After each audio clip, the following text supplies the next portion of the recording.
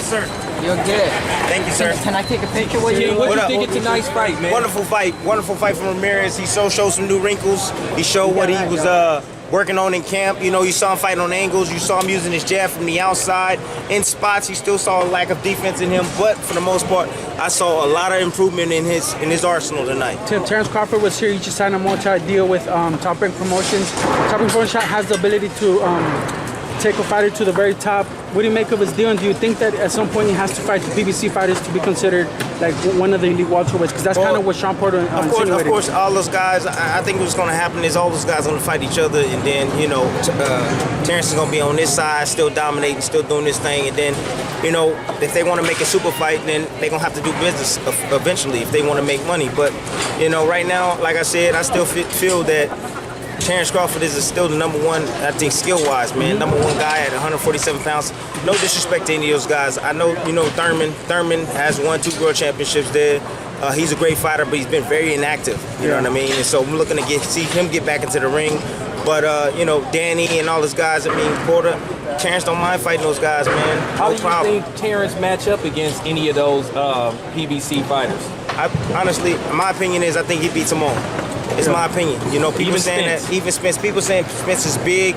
They don't know. Yeah. Terrence squeezed down to 140 pounds, man. He squeezed down. I know he was at 135 too, but he squeezed down there, man, to make that weight, and that's why he was so dominant. But he is super strong, man. He's tall, he's lean, he's strong, he's physically strong. He can do it all. People say describe his style. He ain't got no style. He can do it all. That's the thing, Tim. They had some kind of disagreement comparing resumes and Comparing resumes. What do you mean? For who? Right now, as far as resume go, Thurman has the better resume than any of the guys at welterweight division. Okay, including Terrence Crawford. As far as the guys at welterweight who he's fought, he unified the championship. All right, but as far as saying who's the #1 pound fighter in the game right now, it's not Keith Thurman. It's not Earl Spence. It's not none of those guys. It's Terrence Crawford and Loma. Yeah. Those 2 guys right there, and then you can put Triple G in there or the winner, whoever fights, win the fight tomorrow night. But those guys right there are the guys that are at the top of the division. I don't care where you put them at, but those are the guys at the top of the division. Quick assessment on that fight, last thing. Quick assessment, Canelo Golovkin. What do you think is gonna happen? Well, everybody's picking Canelo to dominate or to win the fight due to his his boxing ability, due to the fact that he has more. He has more skills.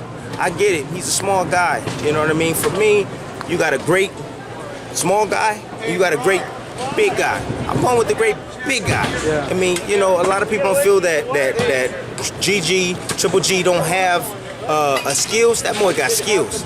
He got the amateur pedigree. He can fight, man. He really can fight. And if he fights off that jab, if he goes down to the body, he's gonna frustrate Canelo, and he's gonna keep Canelo at bay. And I think he's gonna dominate. I think he can dominate the fight. Canelo's small. You saw him. You know what I'm saying? He ain't eating that meat no more. He's smaller now. You think that's what it is? Oh man, come on now. Stop playing. You already know. Man, come on. You saw him in the first fight, right? Yeah. And you saw him in this fight, completely different, right? Yeah. What, you don't think he worked harder for this fight than he did the first fight? Absolutely he worked harder, but he ain't eating that meat no more, so he came down. If you look at any bodybuilder or whoever took that stuff, if you look at him now, you know what I mean? They small, little. Yeah. That's exactly what happened. He little now, small. So, with that being said, I'm going with Triple G, precision on his jab. If he attacks that body, he's gonna take the legs of Ramirez, and if Ramirez. Excuse me. My bad. We're with you. My bad.